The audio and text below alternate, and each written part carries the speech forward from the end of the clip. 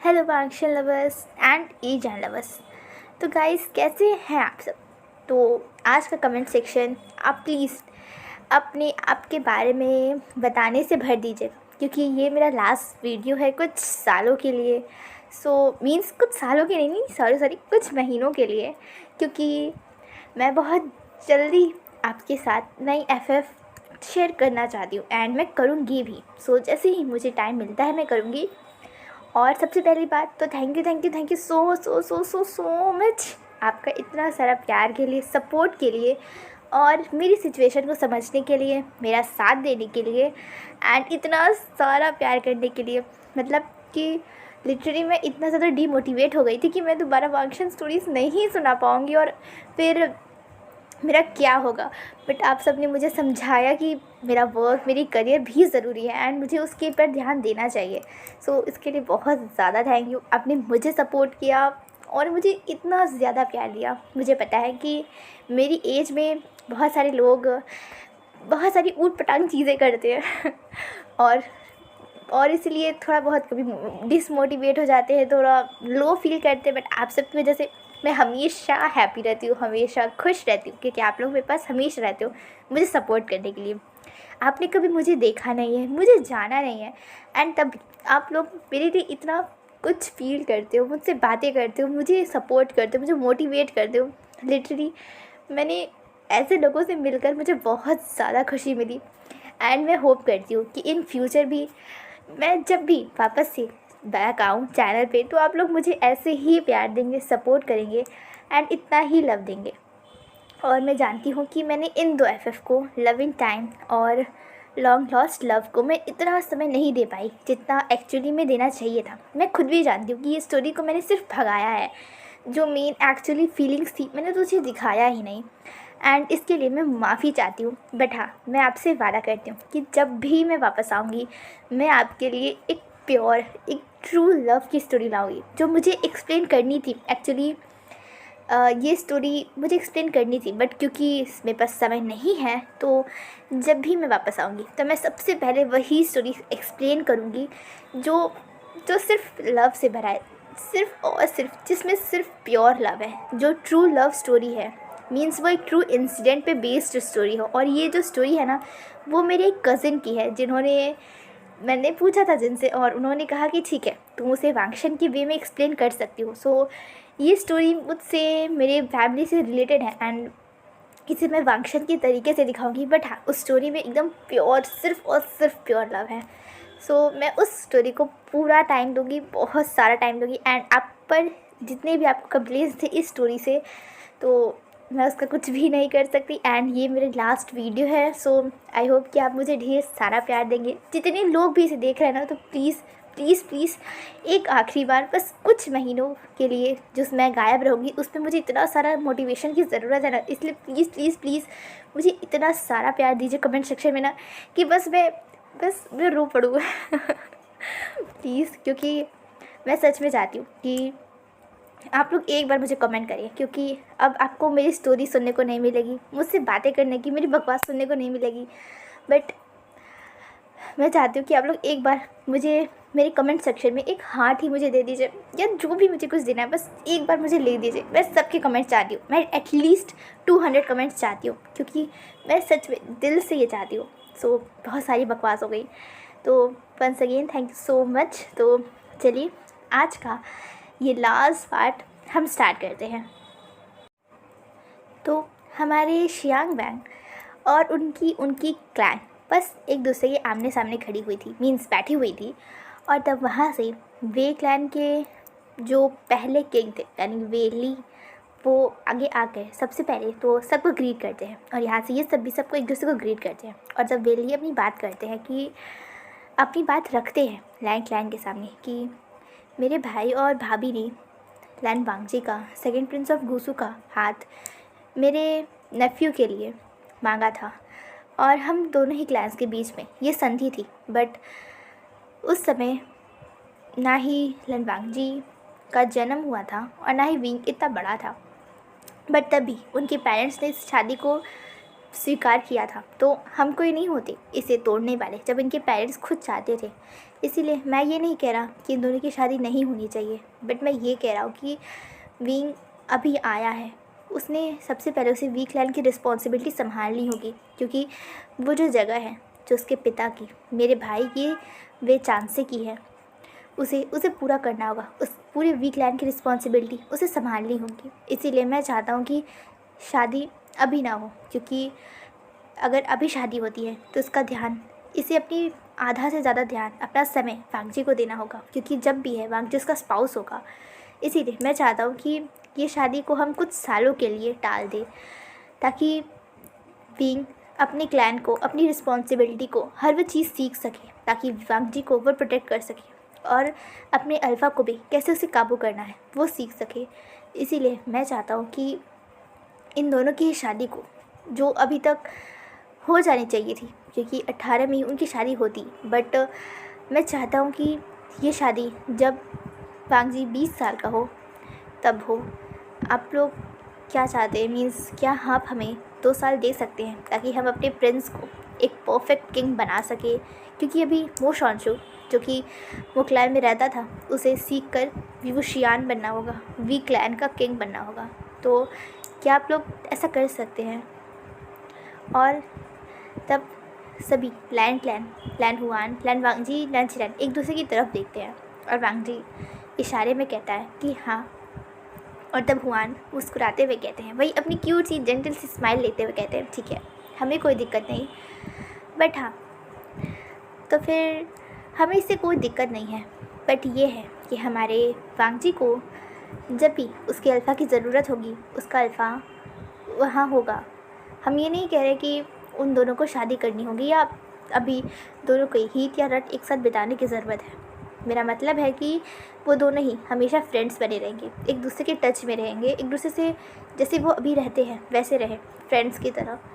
वैसा तो रह सकते हैं ना, वांगजी उससे मिलने आए और वो वांगजी से मिलने यहाँ आए, क्या ये चल सकता है?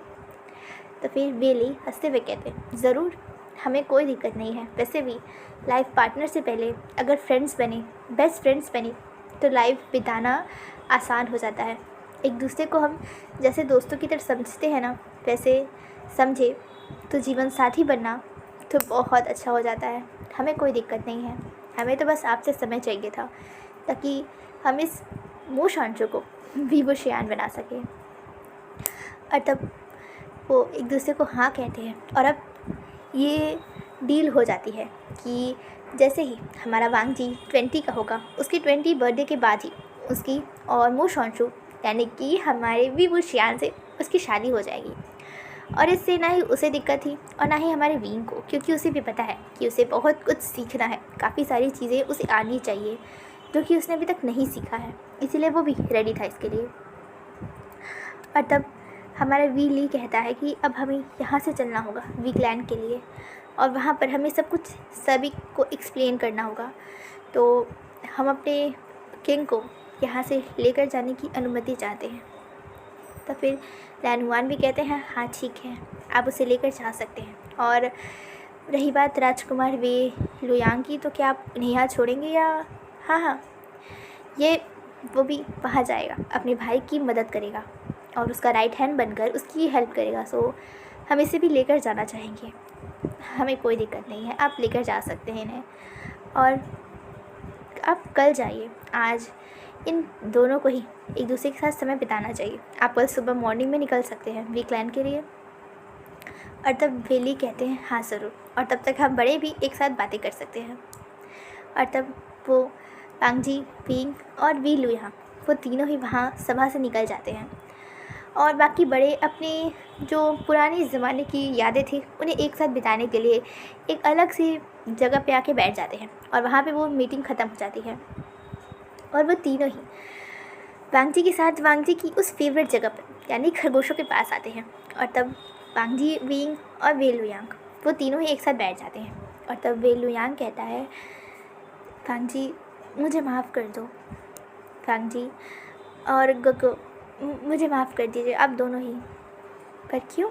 दोनों एक साथ कहते हैं, जब पहली बार हमारी मुलाकात हुई तो वो बहुत ही ज़्यादा डिसरिस्पेक्टफुल थी, तो मैं आप दोनों से झुककर माफ़ी मांगना चाहता हूँ। वो फुल 90 डिग्री वो करता है एंड उन दोनों से माफ़ी मांगता है। और तब विंग कहता है कोई बात नहीं, तुम आओ यहाँ बैठो। वो उसे अपने पास में बैठा देता है और तब फिर उसे टीज़ करते हुए कहता है देखो मैं माफ़ तो कर दूँगा बट तुम्हें मेरे ओमेगा पर नज़र नहीं रखनी है, तुम्हें उसे अलग रिस्पेक्ट देनी होगी। वे लुयांग हंसते हुए कहता है हाँ हाँ ज़रूर, मुझे पता है, वैसे भी मैंने उसे अपने दिल से निकाल दिया है क्योंकि ये मेरी औकात के बहुत बाहर है, मैं पा नहीं सकता उसे, कितना भी कोशिश कर लूँ नहीं आ सकता। और वांग जी हंसते हुए कहता है हाँ ऑफकोर्स ही बात है, मैं तो चाँद की तरह हूँ, हर सितारा मेरा नहीं है और ना ही हर सितारा मुझे पा सकता है। हाँ हाँ मुझे पता है। वैसे विंग हाँ तुम मुझसे मिलने आओगे ना, और तुम्हें मेरी हर एक तितली लेटर्स का रिप्लाई देना होगा, समझे? बटरफ्लाई हाँ मैं मैसेजेस में करूँगा, तुम्हें मुझे रिप्लाई करना होगा वरना मैं तुम्हें पीट डालूँगा, समझे? विंग हंसते हुए कहते हैं हाँ हाँ ज़रूर। और तब वे लुयांग कहते हैं बिल्कुल भी नहीं, वहाँ वो सीखने जा रहे हैं और किंग बनने जा रहे हैं, आपके बेकार मैसेजेस का रिप्लाई देने के लिए उनके पास इतना समय नहीं है, समझे? वांग जी इसकी तरफ घूरते हुए देखते हुए कहते हैं क्या कहा तुमने? समय नहीं है? अगर तुम्हारे भाई के पास समय नहीं है ना तो फिर मैं भी उससे शादी नहीं करूँगा, मैं किसी और से ही शादी कर लूँगा जैसे मेरे बाबा ने की थी, समझे? और वो मुँह फुला कर बैठ जाता है। और तो विंग कहता है वांग जी ऐसी कोई बात नहीं है, मेरे पास हमेशा तुम्हारे लिए समय रहेगा, समझे? होना भी चाहिए वरना ये जो आपकी सुंदर सी चेहरे है ना मैं उसे नोच लूँगा। तुम कोई किटन नहीं हो, नहीं मैं हूँ, सच में मैं एक लायन हूँ, तो मैं आपको बाइट कर लूँगा, आपको खा जाऊँगा। और तब वे लुयांग कहता है वैसे गगा हाँ क्या आपने सच में मुझे माफ़ कर दिया? मुझे सच में दिल से माफ़ी दे दीजिए ना, मैं आपको सच में पहचान नहीं पाया था। और कोई बात नहीं, जब मैं तुम्हें पता है जब वांग जी उसकी मम्मी के टमी में था तब तुम भी थे, तुम दोनों ही एकदम बराबर हो मेरे लिए, तुम दोनों एक समान थे। और वैसे भी उस समय तो जब मैं था उस समय तो तुम आए भी नहीं थे जब मेरे साथ ये सब कुछ हो गया था, तो फिर तुम्हारी इसमें कोई गलती नहीं कि तुमने मुझे पहचाना नहीं। और कोई बात नहीं, समझे, सब कुछ ठीक हो जाएगा। और तब वांग जी कहता है ऐसा करो तुम जाओ यहाँ से, मुझे मेरे अल्फा के साथ समय बिताना है और तुम बीच में कबाब में हड्डी का काम कर, इसलिए चुपचाप चले जाओ यहाँ से। और तब वे लुयांग मुँह बनाते हुए कहता है हाँ हाँ जा रहा हूँ, रहिए मेरे भैया के साथ, पर मैं उसे लेकर जाऊँगा और मैं कोशिश करूँगा कि आपसे वो कभी ना मिलने आए। अच्छा मैं तुम्हें टांगे तोड़ दूँगा। और दोनों ऐसी कुत्ते बिल्ली की तरह लड़ने लगते हैं। और तब विंग बीच में आते हुए कहता है अच्छा ठीक है ओके फाइन फाइन फाइन, वे तुम जाओ मैं आता हूँ, लुयांग तुम जाओ मैं आता हूँ। और तब वांग जी कहता है सुन लो, अगर तुमने मुझसे मिलने यहाँ पर नहीं आए और अगर मुझे वहाँ आना पड़ा ना तो मैं तुम्हें वहीं पीटूँगा, चाहे तुम कहीं के भी किंग हो, समझे? विंग हंसते हुए कहता है अच्छा ठीक है, मैं ऐसा कुछ भी नहीं करूँगा, ओके? मैं हमेशा वैसे ही रहूँगा जैसा तुम चाहते हो मुझे, मैं तुमसे हमेशा मिलने आते रहूँगा और जब भी आऊँगा ना तुम्हारे लिए ढेर सारे खरगोश को लेकर आऊँगा। नहीं इतने सारे तो खरगोश हैं, कितने सारे खरगोश हैं चाहिए मुझे? इतने सारे काफ़ी हैं, पर तुम्हें तो खरगोश बहुत पसंद है। हाँ मुझे पसंद है, पर तुमने जो वो सारे खरगोश दिए थे ना वो बहुत ही ज़्यादा छोटे से हैं, पता है उनकी कितनी ज़्यादा केयर करनी पड़ती है, हमेशा उनका ध्यान रखना पड़ता है। और नहीं तुम मुझे इस बार बड़े बड़े ला के दोगे खरगोश, बिग। अच्छा ठीक है, मैं बिग खरगोश ला के दूँगा। और वो दोनों ही वहाँ पर एक अच्छा सा एक क्वालिटी टाइम स्पेंड करते हैं। और ऐसे ही देखते देखते मॉर्निंग हो जाती है और अब फाइनली हमारे वी क्लैन के साथ विंग को अब जाना था वहाँ पर, उसे जाना था। उसे अच्छा तो नहीं लग रहा था बट हाँ उसे अब वी क्लैन की फुल रिस्पॉन्सिबिलिटी खुद पर लेनी होगी। ये उसकी माँ बाबा की विरासत है तो उसे संभालनी तो होगी, इसीलिए वो फाइनली वहाँ से वांग जी को बाय करता है और एक वादा करता है कि वो उसे मिलने जल्दी आएगा और अगर वो नहीं आ पाया तो वांग जी उसे पीटने के लिए वी क्लैन आ सकता है। और तब वांग जी कहता है हाँ ज़रूर, मैं तुम्हें पीटने के लिए कहीं भी पहुँच जाऊँगा। और तब वो दोनों ही एक दूसरे को बाय करते हैं और दोनों ही एक दूसरे को तब तक देखते रहते हैं जब तक एक दूसरे देखना बंद नहीं हो जाता। और फाइनली अब विंग वहाँ से जा चुका था और अब यहाँ से 2 साल का बाद का सीन दिखाया जाता है। और इस दिन हमारे वांग जी का आज बर्थडे है और वो मुंह फुलाकर गुस्से में बैठा हुआ है क्योंकि आज भी विंग उससे मिलने नहीं आया। इन 2 साल में विंग उससे एक बार भी यहाँ मिलने लैंडलाइन नहीं आया है और वांगची को भी विंग से मिलने के लिए बहुत बार अलाउ नहीं किया जाता था क्योंकि उसके पास खुद भी बहुत टाइम नहीं रहता था, क्योंकि अब उसे अपने उस ओमेगा को कंट्रोल करना पड़ता है। काफ़ी सारी मेडिटेशन, फिर क्लासेस, फिर प्रैक्टिकल्स, नाइट हंट, बहुत सारा टाइम नहीं था उससे मिलने के लिए। इसीलिए इन 2 सालों में वो केवल 2 बार ही विंग से मिलने जा पाया है उसके क्लैन में। और यहाँ विंग तो एक बार भी उससे मिलने नहीं आया और आज उसका 20वां बर्थडे है और तब भी वो विंग उससे मिलने नहीं आया है, और जबकि 1 महीने बाद ही उन दोनों की ही शादी है।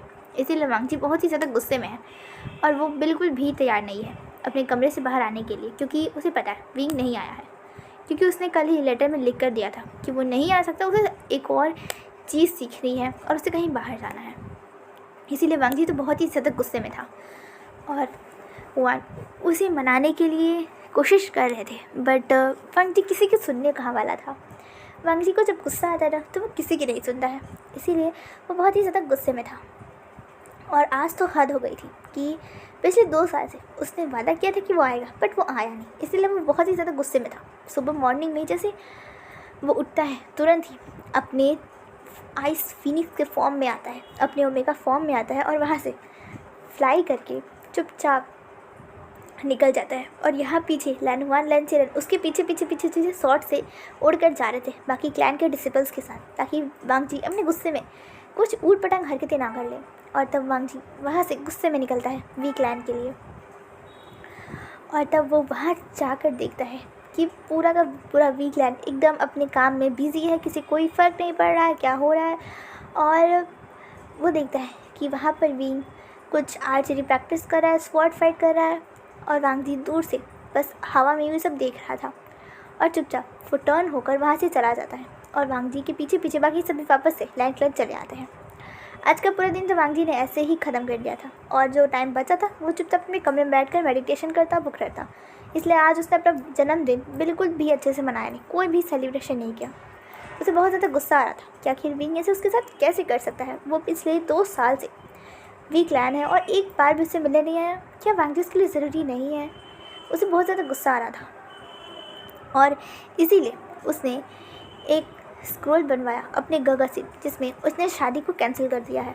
और उसने साफ साफ उस लेटर में लिखा है कि विंग को अपने राज्य की ज़्यादा परवाह है, सिर्फ ज़्यादा वांगची से ज़्यादा, इसीलिए वांगची इस शादी को कैंसिल करा है और विंग उससे बात करने के लिए या मनाने के लिए लैंड नहीं आ सकता है, क्योंकि लैंड के गेट्स अब उस वी क्लैन के किंग के लिए बंद है। और वो ऐसा लेटर लिखवाता है, वहाँ पर लैंड की सील लगाता है और उसे भेज देता है।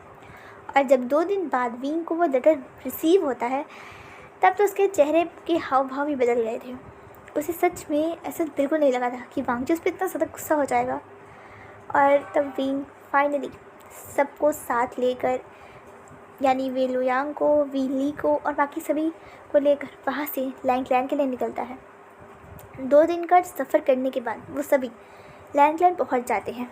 लैंड के लैनहुआन, लैनचेरन गेट पर थे, बट लैंड वांगची गेट पर नहीं था। और तब विंग कहता है कि लंचा कहाँ है? और तब लैनहुआन कहते हैं, वो भी थोड़े गुस्से में थे और वो अच्छे से बात ना करते हुए बाकी सबसे बात करते थे। उन्होंने फुल्ली विंग को इग्नोर किया और तब वो बाकी सबको वेलकम किए थे और उन्होंने विंग को फुल्ली इग्नोर किया, कुछ भी नहीं कहा। हाँ, वी क्लैन का वो किंग है, इसीलिए वो उसे आने से मना तो नहीं कर सकते, बट फुल्ली इग्नोर कर सकते हैं।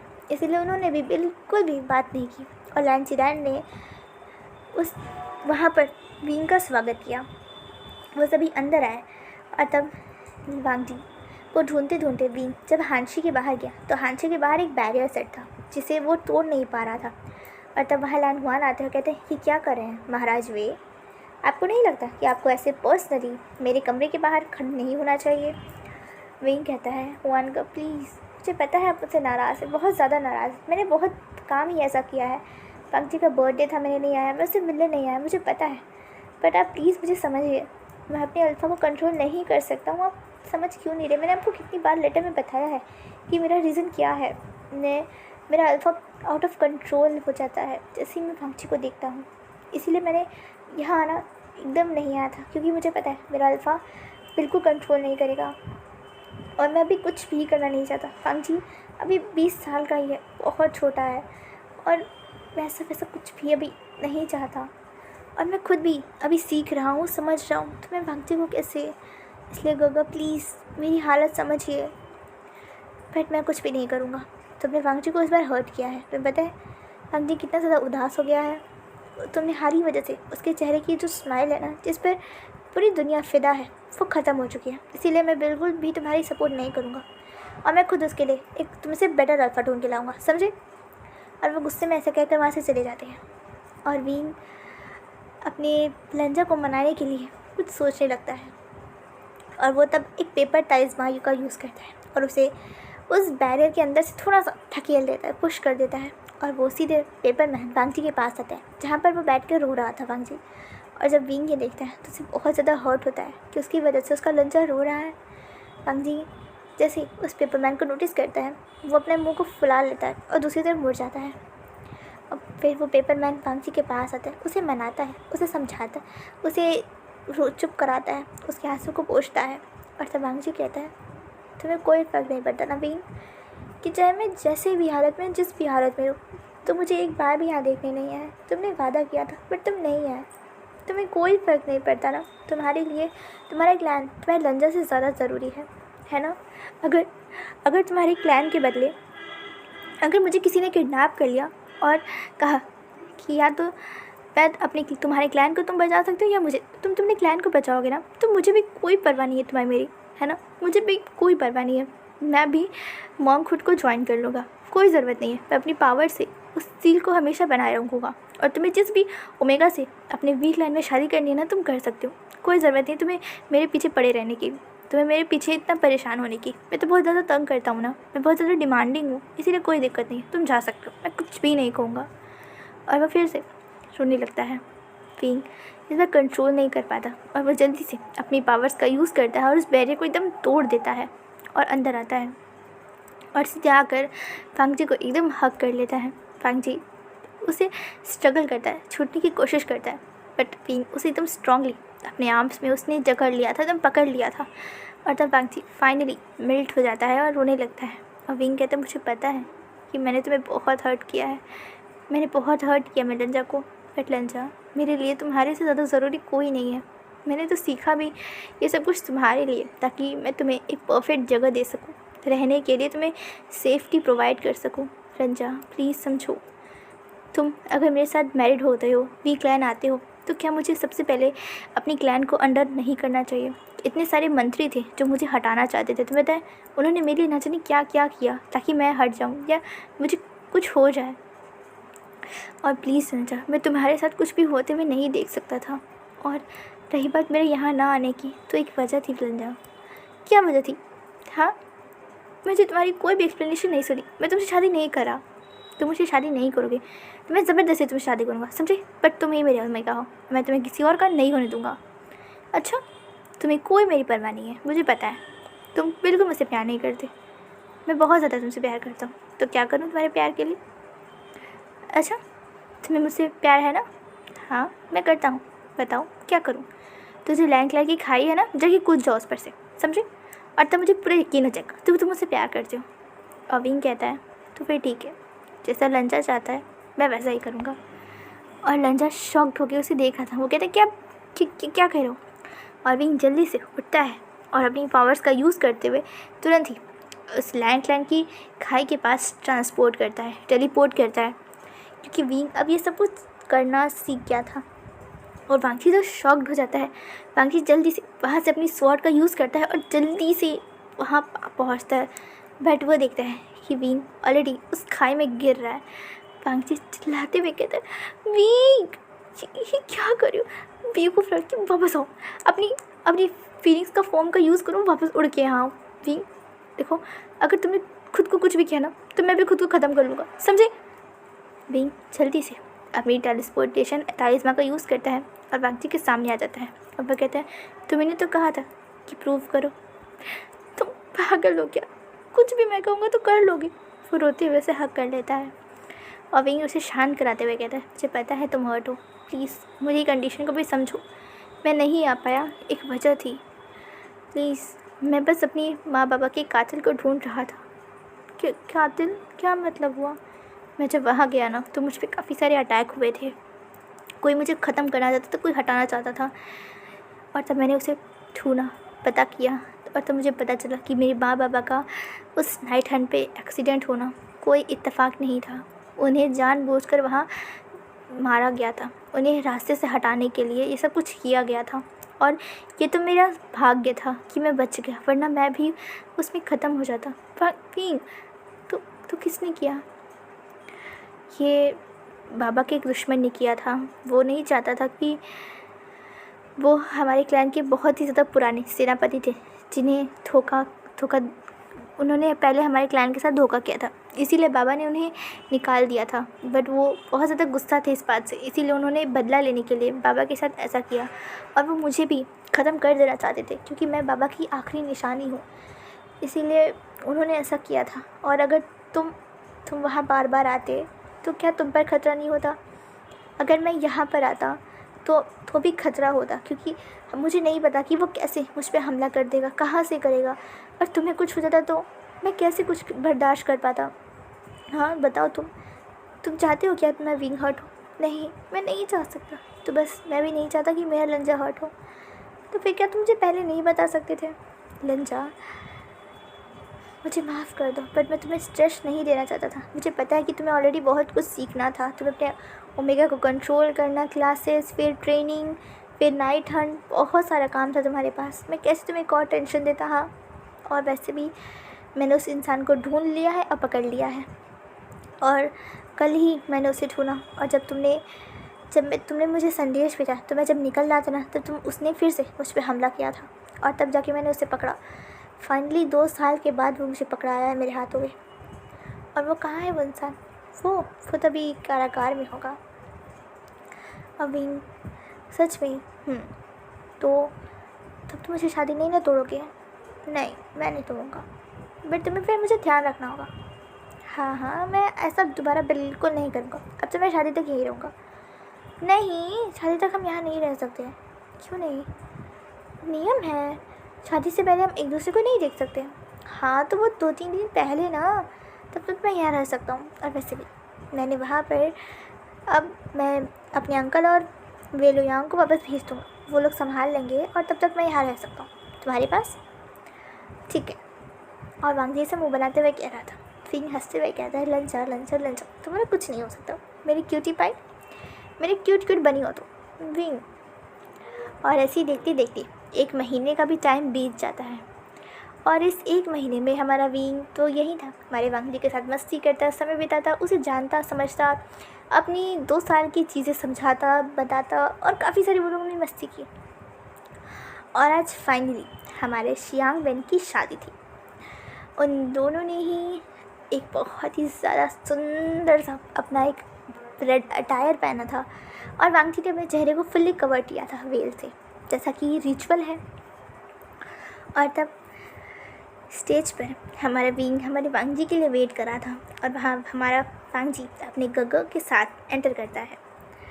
और तब वांग वांगजी का हाथ विंग के हाथ पे देते हुए कहते हैं कि भूलना नहीं कि ये मेरा भाई से ज़्यादा मेरे लिए मेरा बच्चा है। इसीलिए अगर इसे एक खरोच आई, इसकी आंखों में आंसू आया, तो फिर याद रखना कि मेरे पास इतनी पावर है कि मैं अकेले वीक लैंड को डिस्ट्रॉय कर सकता हूँ, समझे? और तुम मुझे बिल्कुल भी ऐसा नहीं करना कि मैं मजाक कर रहा हूँ, ये मैं सीरियसली तुम्हें धमकी दे रहा हूँ। और तब वांगजी कहते हैं गो। तो हुआन कहते हैं नहीं, अगर इसकी वजह से तुम्हारी आंखों में एक बार भी और आंसू आया ना, तो सच में मैं इसे ख़त्म कर दूँगा। और वो ऐसा कहकर वांगजी के हाथों से देते हैं। और विंग कहते हैं मैं वादा करता हूँ कि इसके बाद वांगजी की आंखों में मेरे लिए वजह से कभी आंसू नहीं आएगी। और तब वो दोनों ही जैसे ही उस स्टेज पे पहुँचते हैं, वो दोनों ही जैसे ही अपना वाउस लेने के लिए हाथ आगे करते हैं, तभी एक रेड थ्रेड अपीयर हो जाता है जो सब कोई देखता है। और तब हुआन और लैन चिरान एक दूसरे की तरफ देखते हैं। तब हुआन कहता है हाँ, यही वो रेड थ्रेड था जो वांगजी के हाथ में तब आया था जब विंग ने उसे बचाया था उस रूफटॉप पे। और ये देखकर तो सब हैरान हो जाता है। और तब प्रीस्ट मुस्कुराते हुए कहता है तो आखिरकार वो फेटेड मेट दोबारा आए हैं। दोबारा उन्होंने अपने प्यार के लिए जन्म लिया है। जो जन्म कंप्लीट नहीं हुआ था, जो अधूरा रह गया था, उसे पूरा किया। उन्होंने अपना प्यार पूरा किया। और तब वांगची और विंग दोनों एक दूसरे की तरफ देखते हैं और प्रीस्ट की तरफ, और तब प्रीस्ट कहते हैं कि तो और जियांग चन ने भी एक दूसरे से शादी कर ली थी एंड उनके भी 2 बेबीज़ थे, एक अल्फ़ा एंड एक ओमेगा थे। सो इसी के साथ ये पूरी एफएफ की भी हैप्पी एंडिंग होती है।